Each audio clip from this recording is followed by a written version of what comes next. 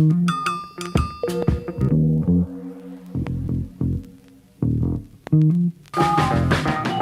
spent my whole damn life in the city. I could go for broke, but the capital is in me. I spent my whole damn life in the city.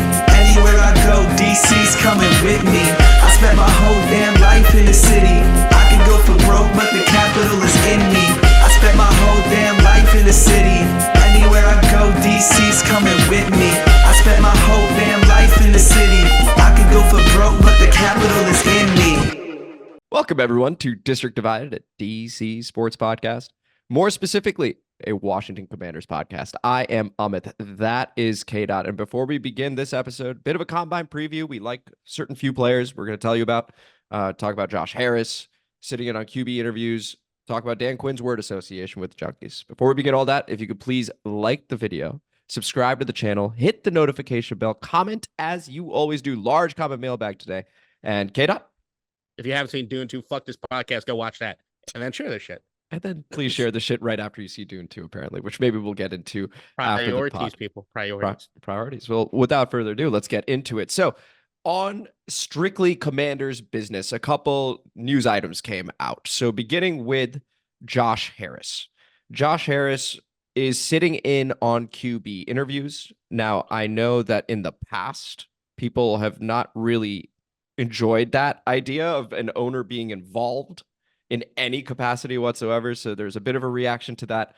But K-Dot, I wanted to know, in your opinion, is that a big deal or is that just no big deal with him sitting in on QB interviews?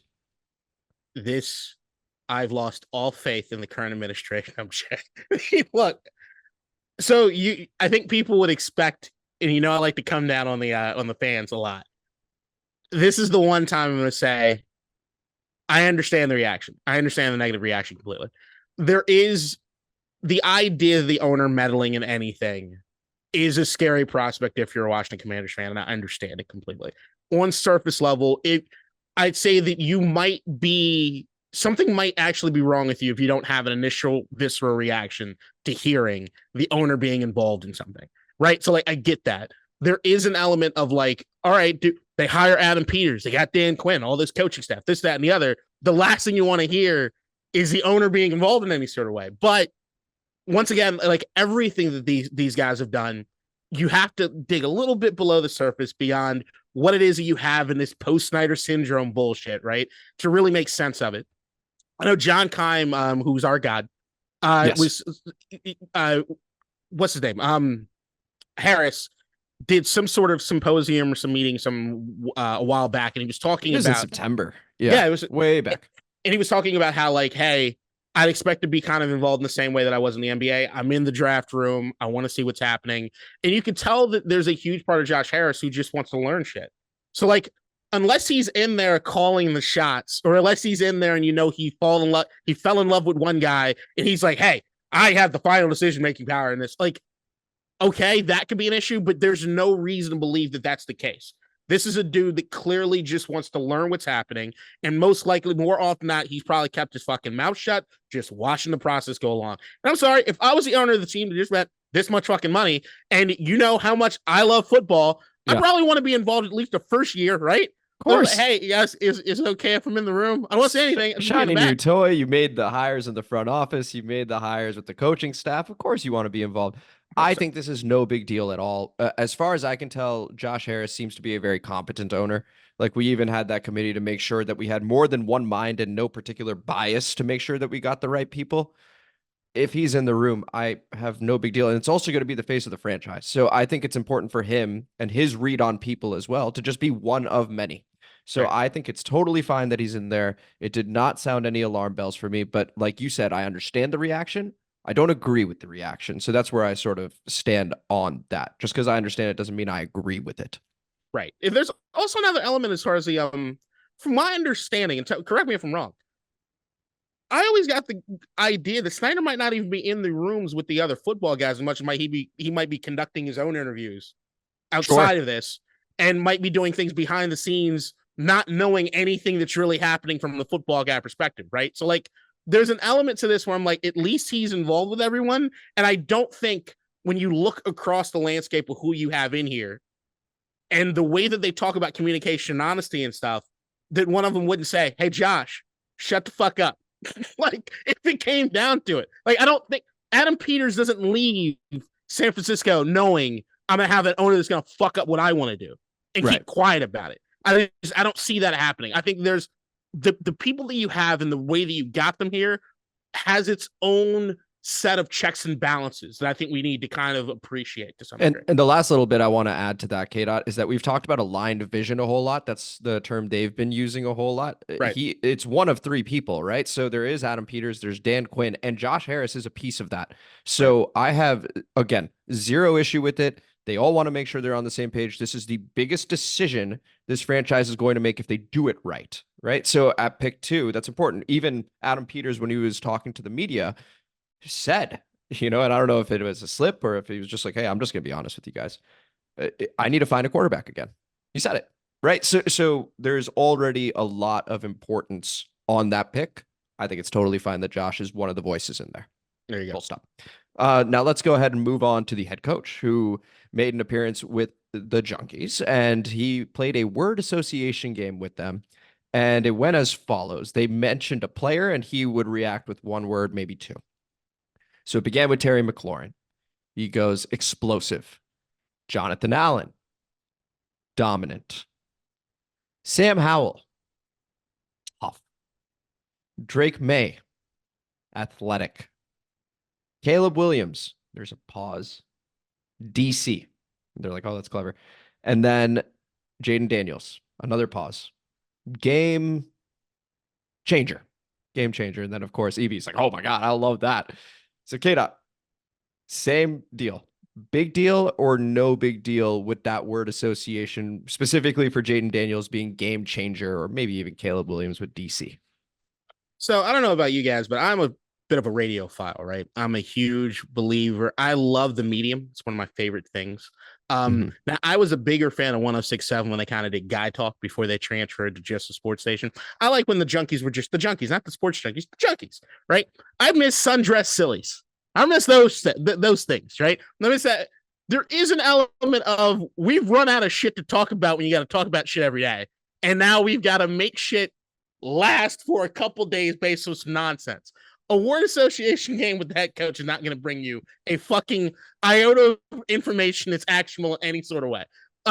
Who gives a shit? Like they can spin any one of those and we don't know how anything's going to shake out. We don't know what they're prioritizing. And I don't think you can learn anything based on any of those things to tell me what he actually thinks about this guy relative to what it is they're going to do in the draft, relative to what it is they're going to do as far as who's going to get starting, who's going to get playing time, all of it.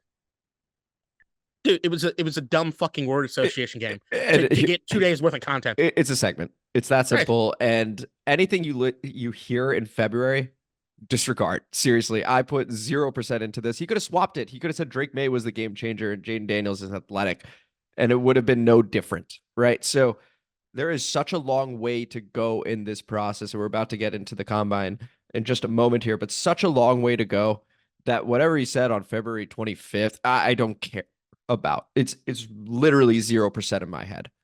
No change. Good for Jayden getting that, but that could be to drum up interest in the number 2 pick because they don't like either one, and they go, hey, there's a game changer too. You can take them. Like all sorts of stuff still to happen. Right now, it's very much like, I mean, even with these episodes, we're trying to find content too, but it's also like, this is that moment in the early stages of the new NFL season where stuff is just going to come up, but it's honestly nothing. Look, this is where I got to toot our own horn just a little bit. I'd like to, I think I can pat myself on the back. Oh, God, I'm going to tore something. There's an element to, come on, especially when it comes to the offseason football. You water down the product a little too much, man, and you run out of shit to talk about. I mean, A-Train knows about this, but there's been so many times you cut that shit with baking soda before it don't work no more. I'm just saying. So, like, there's an element to what it is that we even do. I even think on the bio of the YouTube page, it says that we do 2 episodes a week. Not right now. I changed that. I changed that. I changed that. Like, it's not. You're on the bio now, by the way. Oh, sweet. Yeah, you're on there. I was like, why is the kid not on there? There's an element of, like, look, we got to kind of pound some shit so we can talk about some stuff. Like, look, we are all Commanders fans and we all probably tune in to some degree. to everything that's put out there. Like, we know what the junkies are talking about. We know what everybody's talking about with other. There is just a calm it down. Not everything means everything. These guys got to drum up attention for shit. Just chill. Actually, I was thinking about the Twitter bio, not the YouTube bio. I think it still says we do twice a week. So yeah, and I actually just going to keep that there. Let's be real. But yeah, I agree. We're on the same page here that it's ultimately a nothing story. It's just a segment that he had to participate in, and that's that. Right. Let's move on to the combine. Let's move on to where it's a fascinating event, right? Like, you have a lot of college players that are looking to prove themselves. They're looking to up their draft stock, which can make hundreds of thousands or millions of dollars a difference, depending on how they do for certain scouts based on their draft position. So it's a big deal for them. It's also a big deal for the general managers to be meeting with one another, for the assistant GMs to be meeting with one another, for owners, perhaps. Some go, some don't. But like, it is a networking opportunity for people as well. But ultimately, we're talking about the players, right? These are going to be future NFL players. K-Dot, you'd mentioned that you had some names on your list to look out for. Who are some of those? And then I'll give you a couple of mine too. Yeah, just I think I'm always a little uncomfortable as far as the combine stuff goes. It's just, it feels weird. Just, your history. You ever watch Django Unchained? Doesn't feel right. Now I know it's a little more diverse than Django Unchained. I get that, and well, I feel got a white less corner bad about going in the first round. Apparently, who gives a shit? There's we'll all be talking about his 40 time. We most certainly will. Fast enough, and that'll be it. That'll be it. So like, there's an element of just like, it always feels like it's a little bit better with the NIL, and like, these guys are about to get paid for college football 2024, which I'm excited to play. I digress. There are 5 names that I have as far as just guys that I'm looking around at. And like, I'm kind of curious to see what they do 40 time wise, just because it might give me a little more information about what it is they can do athletically, and for some cases, what it is or where they are health wise. So, no real particular order, but I'll say that I had 2 tight ends that I'm looking out for, which is Jatavion Sanders, the tight end out of Texas, and then Ben Sinnott, the tight end hybrid fullback, H-back sort of guy out of Kansas State. Both are 6'4", one's 243, 247. With Ben Sinnott, there's a lot of elements he's supposed to this like Swiss Army knife type dude. I'm kind of curious to see what he could do from an athletic standpoint as far as like that 40 time or what his shuttle and everything looks like. Just in the sense of like that one of the knocks that he has is that he might not be able to gain space or in the open field. He's much more of like a jack of all trades, not necessarily a master of any one. Okay. And I kind of like those guys at tight end anyway. Like I'm much more along the lines of like, to me, Travis Kelce's not a tight end. He's a fucking oversized wide receiver. Yeah. I'm much more of a what you need to be able to do more than one thing for me. Jadavion Sanders is much more of the receiver type. He was a weapon for Texas. Absolutely. He was definitely a weapon for Texas. For him, I'm just looking to see whether or not, just from what we've seen on tape athletically, does his numbers take him to this other stratosphere necessarily? 6'4", 243 is a good size if he can run a good 40 time or what's coming with there. Mm-hmm. Could mean some stuff. Next up, Amarius Sims, who's the offensive tackle out of Georgia. This is a dude who I'm more curious to just see how healthy he is. Over the last 3 seasons, he's only played 30 games, been injured a bit. Doesn't have a whole lot of experience. Since you look at 30 games over the course of your entire college career at an offensive tackle, you're kind of like, maybe you want some more there. But 6'7", 340, coming off the surgery for the ankle. He's supposed to be healthy enough to compete in the combine. He's one of those dudes that, like, if it wasn't for the health concerns, you'd probably look at him at the upper echelon of the first round. There is an idea that some people are like, all right, he might fall to the bottom of the first, second because of the injury stuff. If he shows out in the combine, that might be a guy that you get as far as a steal. I know that some people have their reservations as far as injury history. I look at the way that he's been injured. I'm not going to necessarily say that he's like brittle as much as he's had some bad luck. Yeah. And this is a dude that where I'm more excited about Washington is what happens at the end of the first round, beginning of the second round with how much we have as far as that draft capital. Right. But if you do have somebody that you really like or comes off the charts, so you may be able to position yourself and move just a little bit to go get him. Yeah. Next up, Blake Watson, running back out of Memphis. We're familiar with Memphis running backs. Yeah. And also familiar with Memphis running backs that started their college careers at wide receiver, which is also something that Blake Watson did. Now he's 5'9", 189. I look at him in the sense of, I think everybody's kind of the idea that Brian Robinson is going to be the guy as far as in the backfield. If there's anyone, I don't think anybody really has a bell cow, or this offense will probably not have a bell cow running back, but Brian Robinson has shown enough that he's probably their lead dude. But if we want a true third down back, somebody that can really spread the field and do some stuff out of the backfield as far as receiving, I doubt that they re-sign Antonio Gibson at this point, even though I kind of like to see it. Blake Watson seemed like a really good fit to kind of do something. Mel Kiper, I think it was Mel Kiper, had him as potentially one of the steals of the draft. One of these dudes that people are not talking about enough, but he could come out and just show out of play also his position, kick returner, all kinds of stuff. I love the versatility of him. And the last guy is a guy that I think everybody kind of knows, Chop Robinson. He's already ran his 40. He ran what, a 4.48? Yeah, quick as hell, dude. Quick as shit. Yeah. This is another dude that, depending on what happens, I mean, everybody's kind of in love with his 40 time, but this is another guy whose name you've heard kind of falling to the end of the first round potentially. And this is one of those dudes. If you look at us defensively, with getting rid of Montez Sweat, getting rid of Chase Young, there are some dudes we might be excited about, but I don't think anybody that really screams out to us from a ceiling standpoint as far as like a game changer. Mm-hmm. And the idea of pairing up Dan Quinn with a special defensive player out of Penn State, I don't know. I like it. Yeah. Okay. So I appreciate the list there, Kate. And it looks like it's largely offensively focused from the sounds of it, right? You had mentioned a couple tight ends, tackle, running back, and then of course we have Chop Robinson. Chop Robinson, I think was one of the names I was looking at. So for context for you guys, and a quick shout out to Ben Robinson. He comes on every year from Grinding the Mocks, where he compiles ultimately thousands of mock drafts together and is able to figure out the expected draft position and honestly nails it. It's incredible, the groupthink that occurs and how it affects various NFL teams and the way that they draft. So I'm using his data right now. I'll even drop a link to it below just to figure out expected draft position and the types of players I want to look at. The very first name for me, K-Dot, is Zach Frazier. He's a center from West Virginia.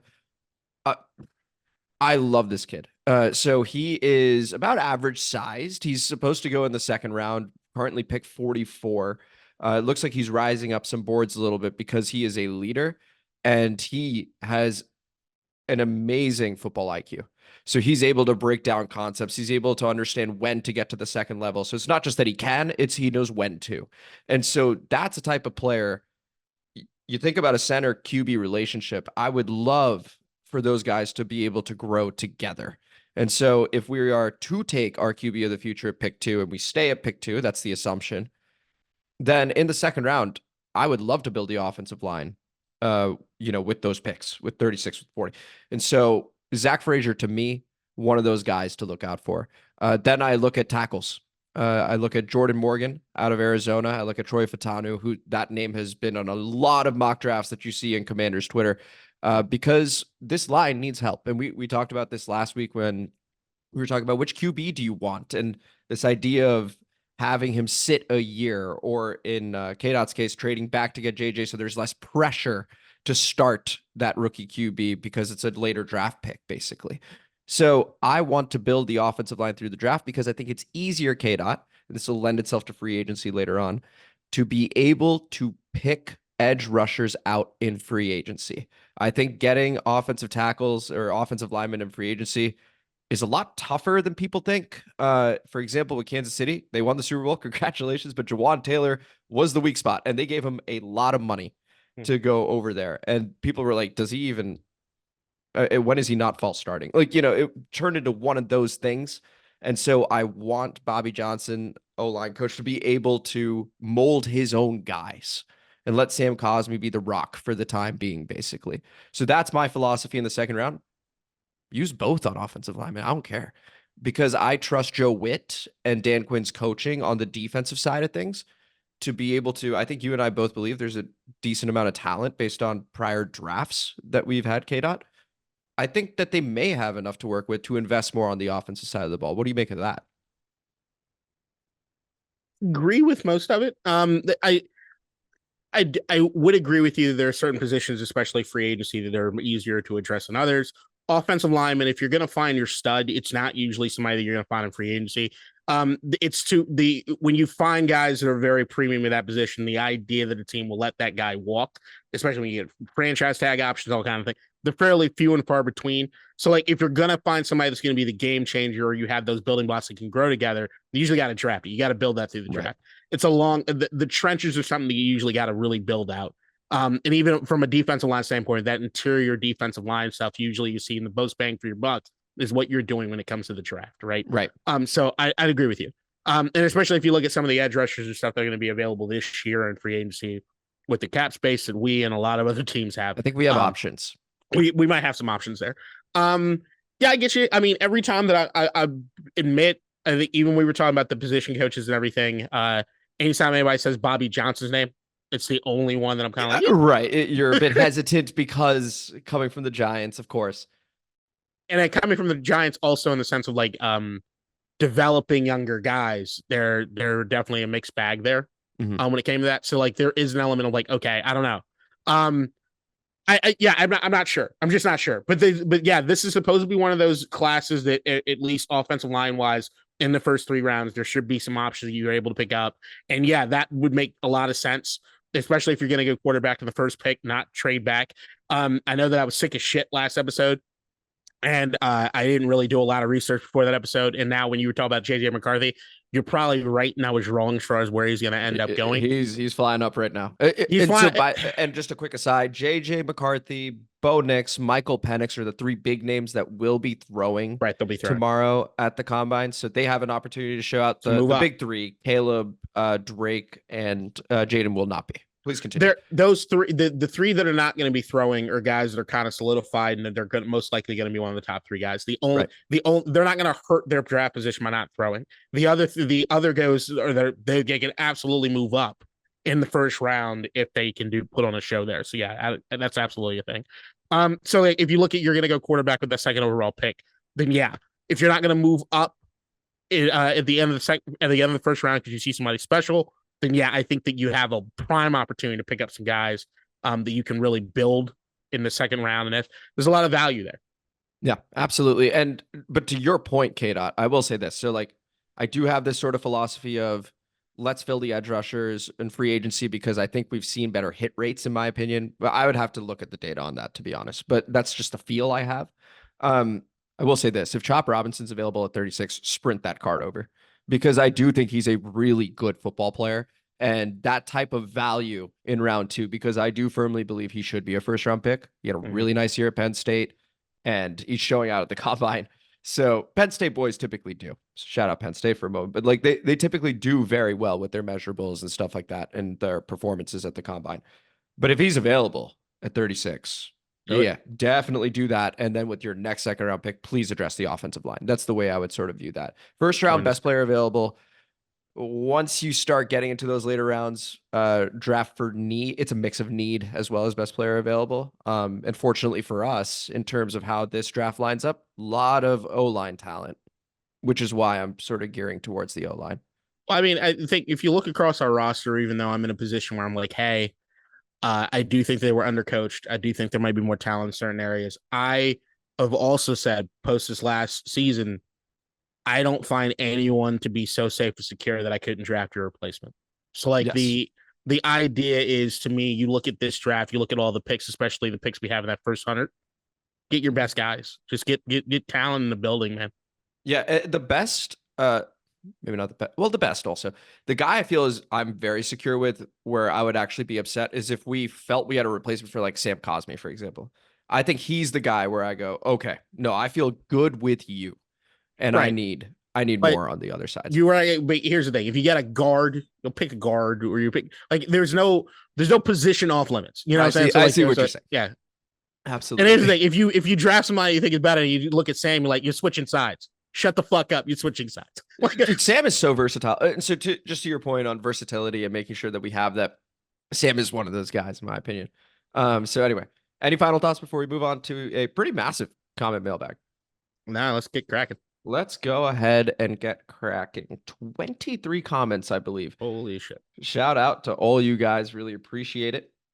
And so we are going to begin with, okay. Abda, oh, and by the way, I have a bit of a sore throat and a cough, so I apologize if my voice starts trailing off. But we begin with Abda Truth Teller, 5895, maybe AB to Truth Teller, perhaps. Shout out. The Justin Fields coming to this team argument doesn't make sense to me. So just pick one of the top 3 quarterbacks at number 2 and call it a day. What do you make of that, K-Dot? Thanks for elaborating why it doesn't make sense to you. AB, Perfect. the half truth teller. The AB, the let me drop some truth and not explain myself teller. Okay. I You're not gonna find me saying the Justin Fields of the Washington Commanders doesn't make sense. I think that's a reach. Yeah. If you were to tell me that that's not what you think they should do, I get it. Cool. Okay. Thought there might have been a little more there, but perfect. That makes You sense. know, I'm not gonna. I'm sure. I think I was the one that was kind of like, "Hey, Justin Fields." Like, early on, I think I'm still so. kind And of still there. kind of. I knew it. But the thing is, again, I agree with True Teller over here, just because you need to me be quite certain you're going to give up a second rounder. There's to That me bill living is due quickly. vicariously through Chicago. The idea to me, how many picks have they got in the first 10? 2. 1 and 9. The idea if I'm Chicago, I can keep Justin Fields, trade out of that pick, potentially even more top 10 talent, and pair him with a Marvin Harrison and a Joe Alt or whatever. I don't understand. Like, that to me is it's super cool. I mean, they are in a unique position where it gets interesting. Where it gets very interesting is that is the long-term view. And Ryan Poles, the current GM over there, is sort of in a position where he's kept Eberflus as coach. And if he gets this wrong, he's in a really tough spot. If he gets this wrong, if he trades the number 1 pick, Caleb Williams ends up being incredible year 1. And Justin Fields is a bit better, but maybe it's very clear, let's say, that Caleb is that dude. He's in trouble.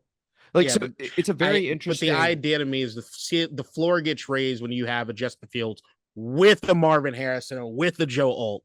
And I think the argument is that some fans are fearful of a higher floor because it means you can't get to that point where maybe a game changer is available. That'll never maybe be you the trade way I up. make decisions. Maybe you trade up. But anyway, it's, we'll plenty of time to have that conversation. We got Tony. Shout out Tony with a couple comments. We'll begin with this new cap. It increased by 30 million.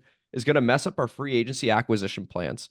That is actually, to me, a pretty good comment there, Tony, because by raising the cap, it does allow some sort of reckless teams that maybe didn't think they had money to be able to throw money at 1 or 2 free agents that we really wanted. Now, Adam Peters did come out and say, hey, we're not going to go crazy in free agency. So I don't know that it's actually going to affect us on the top end. So I think we should be okay. But if there were a couple top end free agents and a team is convinced, a team that didn't already have money is now convinced with the new money that they are 1 piece away, and it happens to be a piece we're interested in, could certainly affect us. What do you make of it, K-Dot? I make that we don't know their free agency plans. So how it screws up or doesn't. Well, we find out next week when we drop that preview. Yeah. The other thing is, like, one thing that I am never going to be on the full pay. Look, I like getting a lot of guys in free agency, but I don't love overpaying for anyone. No one likes overpaying. But that money dries up quickly when you start just fucking handing out checks left and right. And there's only one position in which I'm looking at as a premium in free agency for us, and that be defensive line. And I think with that and looking at the way that's trended over the last few years, you were going to probably overpay anyway for that. Right. Yeah, that's fair. And then we got another comment from Tone. I should have mentioned it, but we enjoyed Midsommar. Really good movie. I felt like I was there and not watching. Oh boy. We watched Moe's Afraid right after, and we saw Hereditary a few years ago. Once I really like a movie or how a movie is directed, I like to watch the whole catalog. Chris Nolan is my favorite, and I've watched all his movies. Was going to ask for a movie recommendation, but I need to go watch Ghost Dog. How about it? Blood Clot dropping Ghost Dog. K-Dot thinking about Ghost Dog. And now Tony. Got to go see Ghost Dog. Dang, good movie. Hey, that's the District Divided family right there. I'm looking forward to hearing your thoughts on it, Tony. Maybe I'll watch it too. Ghost Dog. Sounds good, because I know nothing about it. The only other person I'll mention as far as if you haven't watched his entire catalog, especially since I'm watching Dune 2, and if you already watched Ari Aster, I'm almost positive you've seen all of his movies, but you need to watch every movie that Denis Villeneuve has ever made. Okay, there you go. Another recommendation. Denis Villeneuve. Denis do that once clean. Villeneuve. Thank you.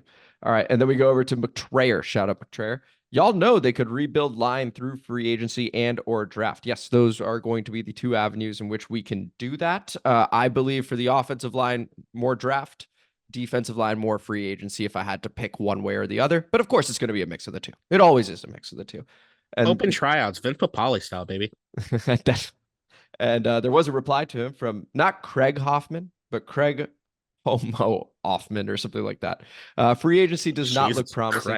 He's got a couple. In fact, it's his turn. He or she has a couple comments here. This is. I don't think that's a woman. I don't think so either. But hey, you can never be sure. Craig Homoffman. How about that? I'll read it that way. Craig Homoffman. That's not what he's trying to say. With Craig Homoffman. With two comments, beginning with this one. Awesome content, gents. Have to pass on Jayden Daniels. I think Drake Maye needs to sit a year at a minimum, but he might get drafted by Chicago. Okay. Simply because his ceiling is so high. By the way, Kate, I think there is a degree of validity to this point. A lot of people do. We'll talk about it in just a moment. I'll conclude the comment. Simply because the ceiling is so high, referencing Drake Maye. Playing outside goes along with having a bigger QB is important. Trading down to get JJ would be wise. JJ needs time, but he's the supersized Brock Purdy of the draft. Okay, so on the subject of, and thank you for the comment there, on the subject of Drake Maye maybe going to Chicago, I'm not ruling that out yet. We keep saying it ad nauseum that there's a long way to go in this process. A team could be turned off by the way Caleb Williams carries himself. I don't think there's any question about the talent. But there could be questions about the size, for example. I mean, Drake Maye has that prototypical size that they talk about in the media all the time. He carries himself very well. I've listened to a few of the interviews so far with various media folks. Drake Maye is a very impressive individual. So, like, I can see it being a thing there. On the subject of JJ, yeah, I do think that if he, let's say, throws really well on Saturday, I think there is an opportunity to trade back with somebody that really wants Jayden or Drake or Caleb at 2, and then we could get JJ and get those extra picks that we've talked about, K-Dot. Yeah, the only thing I don't know how it's all going to shake out. There was one point that I was saying that I do think Jayden Daniels will probably rise on people's draft board potentially to take over from Caleb. I don't see Drake Maye taking over for Caleb Williams, and I think it's more along the lines of what you were talking about with Chicago. There's a political aspect, I think, to this almost at this point. If Drake Maye ends up being the guy, I don't think a lot of people would have called that. And I think it's even to me, if you're Chicago, it's Fields, Caleb, or that's it. Those are your options. Those are your two options. Because like Caleb's the only dude that even if Jayden comes up, Caleb was supposed to be the only guy that was special in this draft. And if you're looking at it, if you're going to get rid of Justin Fields and you're going to go with it, it's Caleb or bust to me. There is also a degree of error. It's so funny that there's actually more room for error if you take Caleb, right? So like if you took Jayden, let's say, or you took Drake, right? And then Caleb falls to 2 and we take him and let's say he's spectacular. That is going to look so fucking dumb. It's going to look horrific. All this time. So that risk, almost corners you into drafting Caleb, to your point, where it's just like, hey, we took the guy that was supposed to be generational. We did what people were saying. Double it up. Justin Fields goes to an Atlanta with a Bijan Robinson and Kyle Pitts and puts together a decent fucking season in a terrible division. OC, that could be good. In a terrible fucking division. And if Caleb and him, but they will burn that fucking place to the ground. Which is why Ryan Poles is in such a tough spot. People are like, oh man, what a luxury to be able to figure this out. I'm like, this is hard. This is his livelihood also. He fucked up keeping Eberflus. I think he's fucking that's part of the problem. So it's a very interesting situation in Chicago. Appreciate the comment there. And thank you for saying awesome content. Appreciate that. And there is one more comment from Craig Homofman. I'm starting to get a bit better at the pronunciation of it. I was thinking same about a bridge QB. My thought in reference to you, my thought with the extra 30 million is we go after Cousins. That said, Gardner Minshew is low maintenance compared to Cousins. Plus, Cousins has zero mobility. I'm going to rule Kirk Cousins out right now. I honestly think a QB room with Minshew, Howell, and Maye would be gold. Okay, so we would actually keep Sam in this case. Sam Howell is an awesome teammate, and having a close comrade like Maye to go through this NFL journey at their early stages would be ideal. I don't see a contentious relationship. So far, Wentz, Heineke, and Brissett truly liked Sam Howell. I think what's important for Sam is to get a break and get back to enjoying football. Have a competitive, fun QB room. Cliff is the guy to do this as well. This is a very intriguing comment because it began with, hey, we can get Kirk Cousins to, but, no mobility, much higher maintenance than a Gardner Minshew. Let's get Gardner Minshew. Let's draft Drake Maye 2 overall and watch Sam have fun in that QB room. And so what do you make of the comment, K-Dot? I love the idea of Kirk coming here. You know this, but Yes, I do. I will always push back on the Drake Maye, Sam Howell thing. I just think from unless one of those dudes has come to the conclusion that they're going to be a backup in the NFL, it is very hard to have a QB room like that. I'm sorry. It's like, as much as you want to say dudes are great, they love each other, they're going to be great. I want, if you're designing a quarterback room, okay, you need at least 1 to 2 of those guys thinking that they're the guy. And they have to carry themselves with that level of confidence, that irrational confidence, that I'm the guy, I need to be the guy, and I'm moving towards doing that. So Maybe like not ready yet. Like a Brian Hoyer, Johnny Manziel type thing? Is that what you're... Did you get that? What? No, fuck you. Okay, that was mentioned on Club Shay Shay. There was apparently some people. That was the reference. Oh, okay, all right. But there's there is an element of but then there's also the idea of having the journeyman guy who knows, hey, I get in if I get in. I'm here to be the building block. And it's what Jacoby did all last season. Yeah. Wonderful soldier. Great soldier. A great dude that he elevates the QB room just because of his presence. He understands and acknowledges this is who I am. And to your point on Gardner Minshew, he gives me those Ryan Fitzpatrick vibes of very fun to be around, good with the role, and going to do whatever it takes. He signed in Indianapolis to be a bridge or maybe even a backup from day one, and he was. And then Anthony Richardson gets hurt. And to your point, K-Dot, a game away from the playoffs. It was a home game. It just didn't work out. There are other dudes that have been around the league long enough. While they have irrational confidence, they're also honest about where they're at.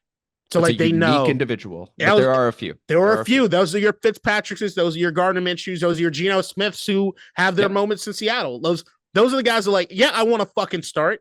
But yeah, I know what I put on my resume, and I'm not going to, I know I walk into a room, you're not going to hand me the keys. I get it.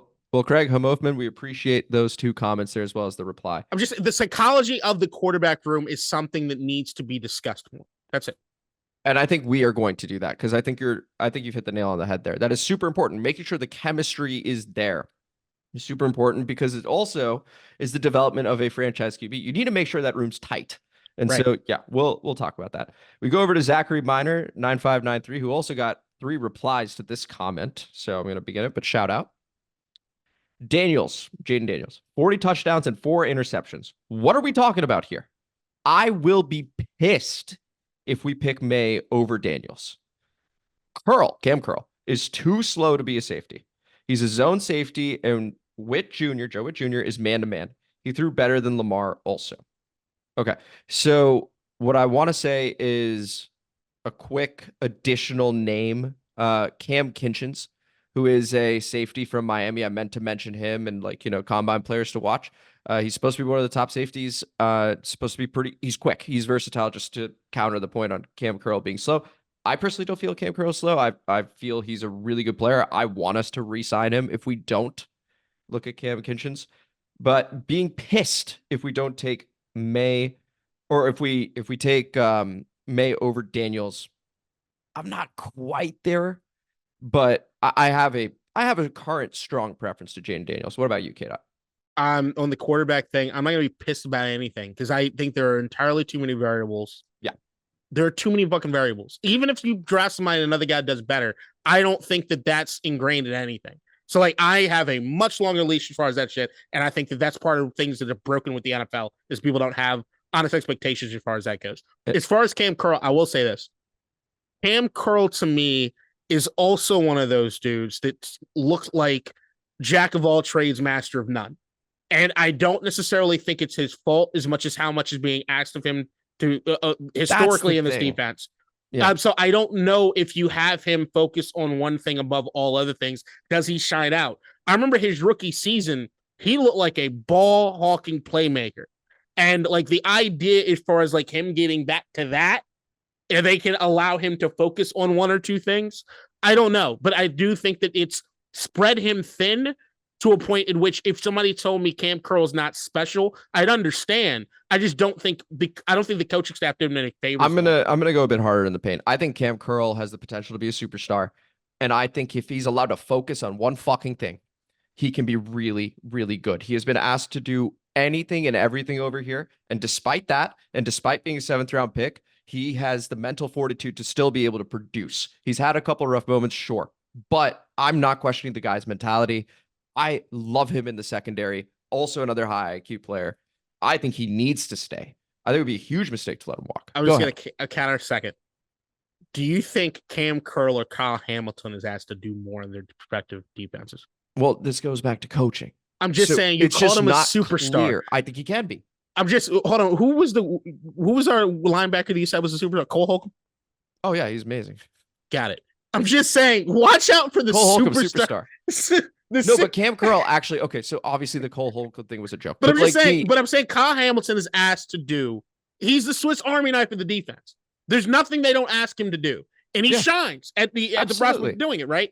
My thing with Kam is that he hasn't, there's nothing you could say that he's done that screams out superstar, but what could really scream out is he's a damn good player and an amazing contributor to something unique in the defense. I think the guy's absolutely fantastic. There are some quick replies to that comment.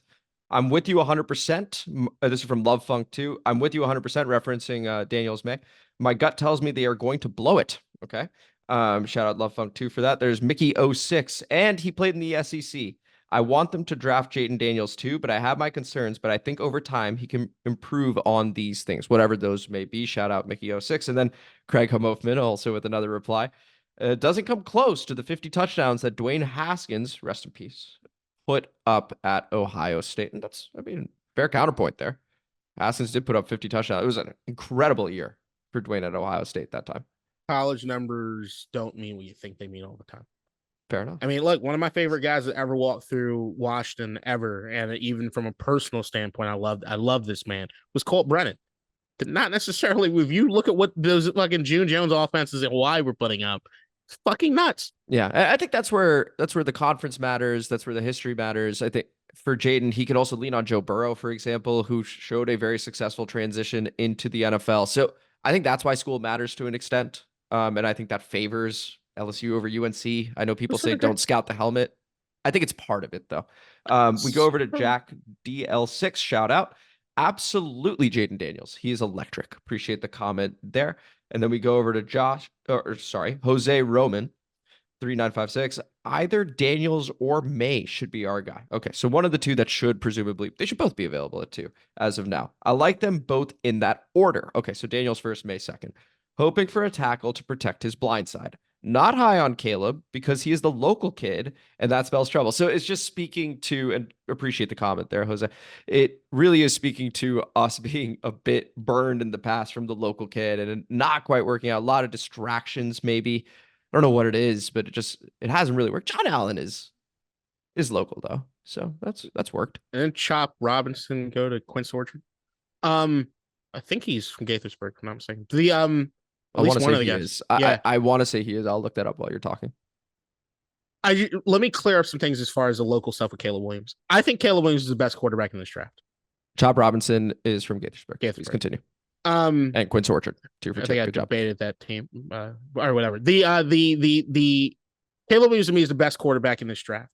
My reservations as far as drafting the local kid has a lot more to do with me caring about the local kid compared to me thinking it's a bust for him here. I think to be a quarterback playing for your hometown team, having to worry about getting tickets for all your friends and family, doing all that shit, to me, it's not about necessarily like, oh, it's a distraction. It's just one more focal point. I care about Caleb Williams' development in the league.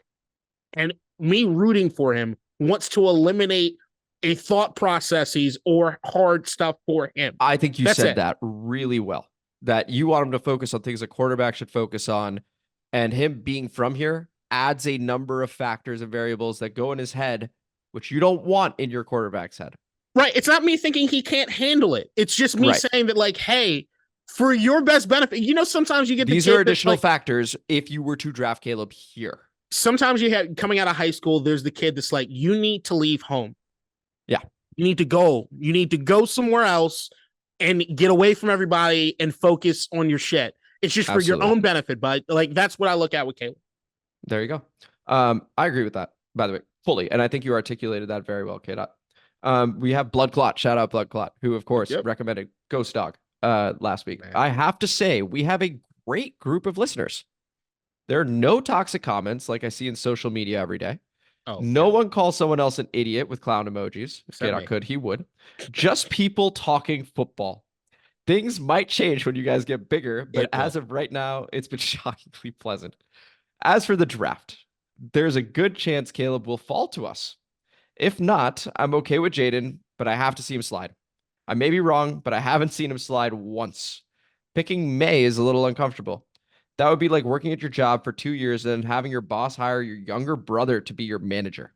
I agree that Minshew is the perfect backup bridge QB in the NFL, but I'm not even going to fret as long as our front office doesn't trade up. I'm going to trust the process. Appreciate the comment there, Blood Clot. I find myself fully agreeing with that. Great comment. That was a fantastic comment. And I would also shout out the people that have been, listening and commenting. It has been fairly You guys have been fairly good. It'll only get worse. And I think what saved it was he compared it to like social media comments. Yeah. We're not Twitter or X. Yeah. Jesus Christ. The next comment. Turn the sons of bitches off. Shout out Blood Clot for that comment. Really appreciate it. Once again, I think you hit the nail on the head. It makes the next comment funnier. It's not toxic, but it's just funny after the fact. This is AFRD2VF. Shout out. When Bruh said JJ McCarthy was his number 3 preferred QB, I had to shut this particular stream down. I'm out. SMH. All right. How many favors did you do with spelling? I'm guessing there's some errors. No, just JJ Mack is what he said, and I switched to JJ McCarthy. You turn off the strange JJ. So I'm assuming this gentleman or woman or whoever the fuck he is not watching anymore. I actually think there's a higher chance than you think that this person's watching. Well, if you are, you said this particular stream. This particular stream. This is a new stream. Bend behind me, squat below my asshole, and lick it from the back, sir. Just tuck it and just yeah, that's what you need to do. Huh? Which makes the next comment also funny because at Florida 1289, the comment is JJ McCarthy. That is it. So wonderful. I mean, it's fun. Hey, this is a fun time of year. And shout out Florida 1289. Shout out AFRD2VF as well. We go over to Nothing But the Blues. Shout out Nothing But the Blues. Daniels, hands down. He makes faster decisions than both Williams and Maye. Maye has a huge windup when he throws with the rush in the NFL. That's a recipe for turnovers. Williams didn't play well against better opponents. Don't bring up Daniels' weight as a concern. If he was a cornerback, you'd say he's huge. The trainers will put weight on him. Not. And I know, that's why I sort of laughed too. The trainers will put weight on him and the QB coach will teach him to slide. But his quick release and accuracy are the best in the draft. I think that's the thing that has attracted you and me, at least with our personal preferences, to Jayden Daniels is ball placement, quick processing from the looks of it. As you listen to more people that have played in the NFL, you are beginning to see more and more people say they really like Jayden Daniels, and especially relative to Drake Maye as well, because they know what the conversation is. Go ahead, Kata. Look, as an early Jayden Daniels guy, I'm talking about Jayden Daniels for a minute. We've been talking about Jayden Daniels for a minute. No, the size does concern me. There's no getting around it, guys. Like it's the size combination with we talked about earlier, rational confidence, right? Yeah. Jayden Daniels plays with a sort of irrational confidence that allows him to believe that he's an invincible Superman. And that makes him play with reckless abandon at times, but you can't do that at the quarterback position. You can't. Like, there is an element of like if you compare him to Lamar Jackson, right? I don't think you can because Lamar just doesn't get hit. He doesn't get hit anywhere near as much as people would think he does because of his running. Because I don't think a lot of people watch Lamar as much as they think they do. Right. He gets out of bounds a lot. He slides a lot. He knows and can feel. He has a sixth sense for feeling when somebody's around him, and he protects himself all the time. And you can go back to the Louisville days. He knows what he's doing there.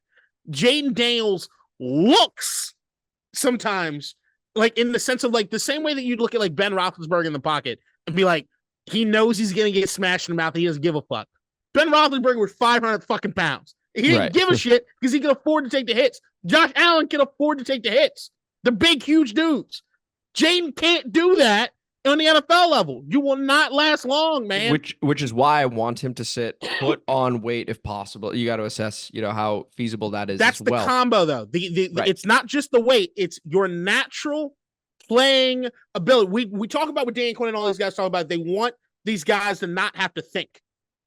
Mm-hmm. You can see in Jayden's natural process of playing football, he does not care about his well-being. Right, and so you need to make sure you're putting in the correct habits for a franchise guy. Run out of bounds. There is another play. And then there are going to be moments where you let him be him. All right, so I'm all for sitting down on the bench. You can't learn to protect yourself without playing. You can't. K-Dot, look back at Lamar at Louisville and notice that there was a change once he actually does come in. And Greg Roman did make it run heavy early on. It was because of the running. They were design runs. But they were design runs. But then you do see that transition to running out of bounds. I'm sorry. There was a transition there. But I'm going to tell you this. Look at Jayden and look at Lamar. Just stick to College State. I mean, there is only College State for Jayden. There's a significant difference when it comes to self-preservation and when it comes to lateral movements to avoid getting hit. Yeah. But that's anyway. We're coming up against a hard stop. We got plenty of comments left. We go over to Vindo. And shout out once again to Nothing But the Blues. And shout out Vindo. Maye, Daniels, Spencer Rattler, if he sits here. Crazy, but I'm a contrarian to the media's pick of Jayden Daniels. I like him, but not in Washington. Not in Washington. It sounds like Vindo wants Drake Maye there, K-Dot. Okay? So we've got a vote for Drake Maye. We've got a number of votes for Jayden Daniels. Think we now have from Kevin T. Merck, shout out, Caleb or bust. There's your vote for Caleb. I don't know if that means trading up. If that Caleb or bust I would assume mean you trade up to make sure that you get the guy. There's not a dude in this list I hate. Yeah. I'm just going to throw it out there. So then we're just going to keep zooming through. Then at Dorian1260, my throat is about to go anyway. Every year there's a generational talent QB in the draft. I say none of them. None of them. Okay, so that would definitely mean a trade back. Because if you're at 2, the only guy that makes sense from a value standpoint at that point would be a Marvin Harrison or even a Roma Dunze, depending on if you like him more. Or Malik Neighbors. Like, it would be a game-changing wide receiver if you're not going to take any of those guys and you stay at 2. I don't know what else it would be. I don't think you're taking Joe Alt at 2. I disagree that there's a generational quarterback in every draft. There's just this. Yeah. That being said, I understand, even if I think this team is a little more talented than they were coached, that we're not ready for the quarterback yet.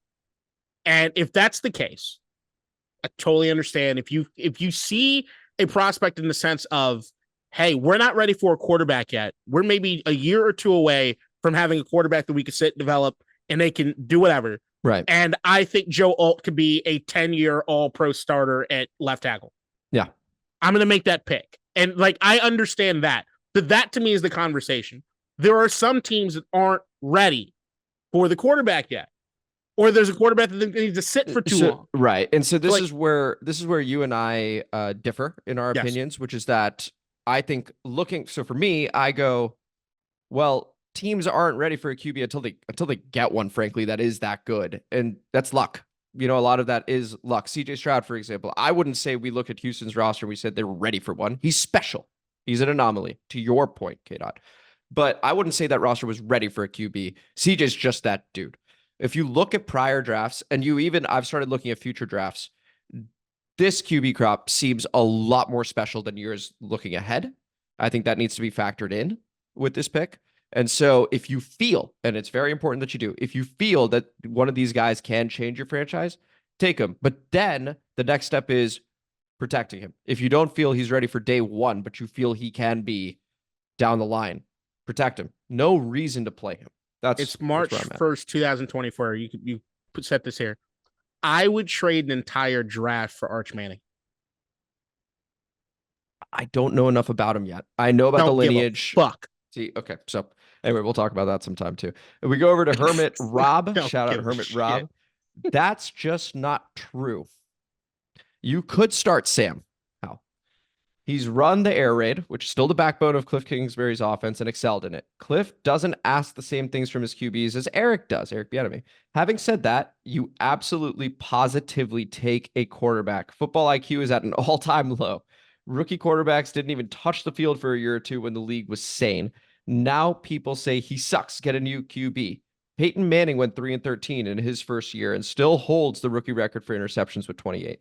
Brett Favre got traded by Atlanta to Green Bay for such talk. How do you think Atlanta feels about that trade? Take a breath, people. And that's going to be in reference to Sam Howell, that there could still be a good deal of growth there. Certainly possible, K-Dot. I agree with most of the sentiment there. You know how I feel about the way the quarterback thing.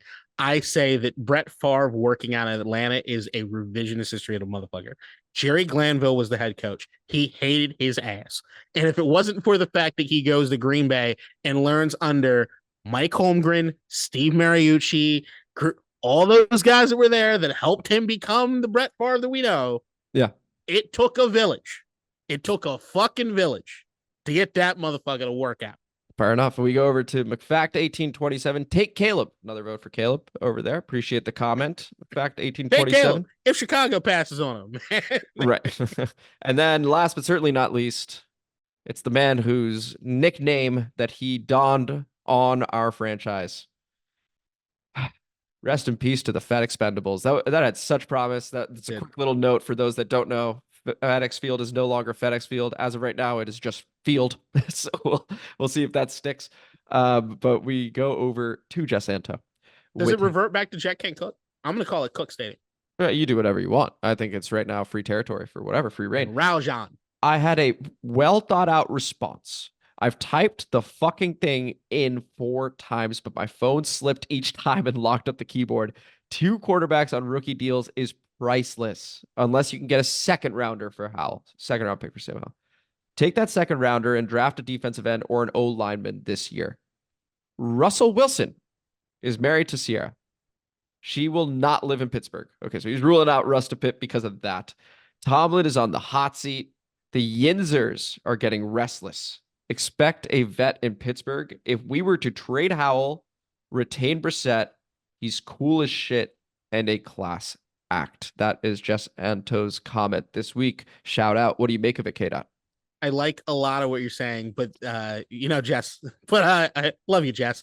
The idea, Denver, Seattle is where Pittsburgh's not that far gone. You're so much closer to everything, even being here on this end anyway. Quick fucking private flight to New York or anywhere else on the East Coast. But it did remind me about something on the last comment that I wanted to check you on for a second. The idea as far as the quarterback thing also that needs to also be taken into consideration as far as if the team's not ready for one is that bridge quarterback aspect of things. You can get a veteran that can take you a good distance and keep that seat warm for when you do have a great prospect, somebody you want to draft or whatever you think could slot in. And if you look across the league, a lot of the teams that have the most success sustained are ones that developed in that sort of philosophy. The more I think about it, the more a guy like Jacoby Brissett, who has been in a number of places, been in New England, for example, did pretty well with Cleveland before Deshaun Watson's suspension was up and then just automatically got the spot back. And whenever he played last season, looked good. So that is an established NFL veteran. This is to your point, Kate. An established NFL veteran. The same points I made about Sam Howell last week, having chemistry with Terry Jahan, Jacoby does too. He showed it immediately when he stepped onto the field. So I'm going to amend my answer from last week of like, I want it to be Sam to I'm good with either one of those guys. And so because they have experience with these playmakers, and because, to Jacoby's credit, and on his pro list on pros cons, he's been around the league. He knows what to do. He knows how to be an NFL QB, and he's not short of confidence. That for sure. He's pros pro, if you will. So that was the comment mailbag. This was District Divided, DC Sports Podcast, more specifically a Washington Commanders podcast. Thank you guys so much for listening to today's episode. And if you enjoyed it, please like the video, subscribe to the channel, hit the notification bell, comment as you always do. Love the comment mailbag this week, as we do every week. And K-Dot, watch Dune 2. Watch Dune. And then 2. share this shit. And then share this shit, please. That would honestly be great. And after the pod, a quick one begins right now. K-Dot, the floor is yours. Dune 2 or Madam Web? Where do you want to start? Where do you want to finish? So I watched 3 movies this week. Okay. I'll do it in the order of the ones I watched it. Quick movie. First one I watched was Drive Away Dolls. This is a comedy made by one half of the Coen brothers. If you know the Coen brothers, they're responsible for movies like No Country for Old Men and The Big Lebowski. Ooh. And Oh Brother, Where Art Thou? Amazing directors, but the last 2 movies they've kind of split in doing things kind of solo. One of the brothers did The Tragedy of Macbeth a couple years ago. Okay. And this one was he wrote with his wife. Wonderful cast, amazing cameos, and yet the movie does not ever really get above a 2.5 or 3. I had a fun time. 10? Out of 5. Okay, I just want to make sure we got the scale right. Okay, cool. I basically watched the entire movie like this. I'm just glad you're feeling better. I am too. But it never really got above that. I think I laughed out loud once. And they also had one of the most wonderful uses of what I think is probably the most underrated song in the history of songs, which is Funkadelic's Maggot Brain, which that made me very happy. If you're not familiar with Maggot Brain, Eddie Hazel, potentially the greatest guitar solo of all time. Something you need to watch out. Okay. Second movie I did go see was Madam Web. Looking forward to this one. Had some relationship issues over the course of last week, and I decided, I guess, that I was going to go see Madam Web because I hate myself. So, that movie fucking blew. I thought maybe, potentially, it was bad. It could be bad, but fun. It sucked all joy away from me. We've talked about Sydney Sweeney, who's also in this movie. One of the reasons I wanted to see it, because I felt I can attest to, I have felt bad about my Sydney Sweeney comments ever since I made them. And I'm telling you to double down, baby. I'm not doing that. Fine, because I now see your point. Not doing that quite. I need to find a way to reframe what I'm trying to say about it. But I will say, this movie did not make me a bigger fan. And as much as I want to do a lot of things to Dakota Johnson, I love you. This movie was fucking trash. Adam Scott, Mike Epps, there's tons of people that are good people in this movie. Adam Scott's in it too? Yeah. Man. He plays a character that I was fucking upset that he was there. Very upset that he was there. I'm not going to spoil Madam Web. You know what? Who gives a shit? He's Ben Parker. Spoiler alert.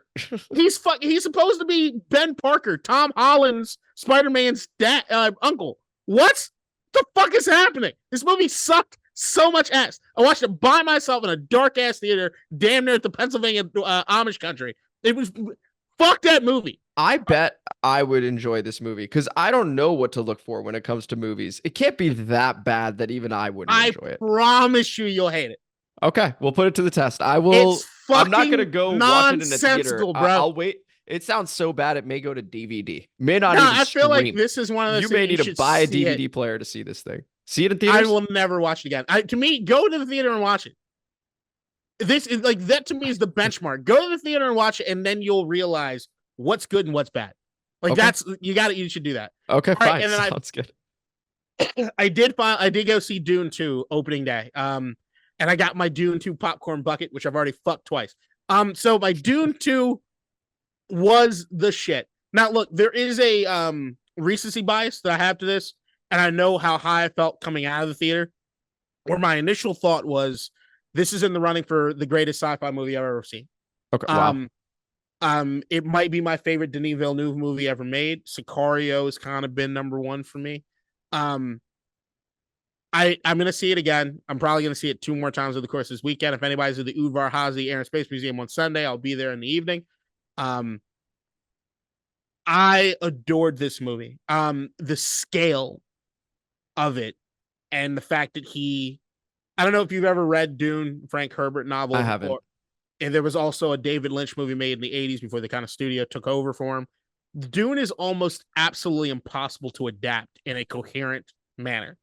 And what he was able to do over the course of these last 2 movies in giving me something that felt so much bigger than almost any other movie, looked as incredible as it was, with the sound design it was, and the acting chops, and just the feel and the vibe, the sense of dread, and how I was on the edge of my seat, knowing the story of Dune, knowing what was probably going to happen.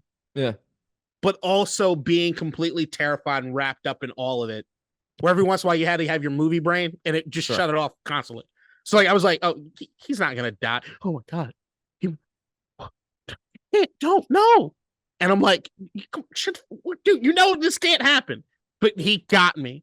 Got that entire thing. Okay. And there was a standing applause after the movie was over, which was awesome. Okay, cool.